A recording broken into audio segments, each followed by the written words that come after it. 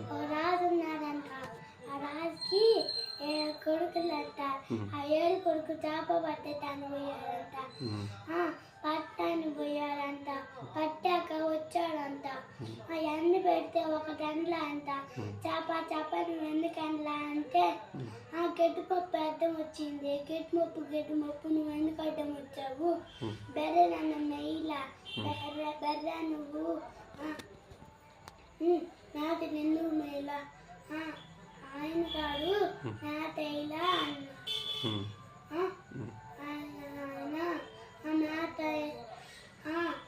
నాట ఎందుకు ఇలా బెర్రకి అవ్వ అన్నం పెట్టలా అవ్వ ఆ పిల్లలకి అన్నం ఎందుకు పెట్టలా అంటే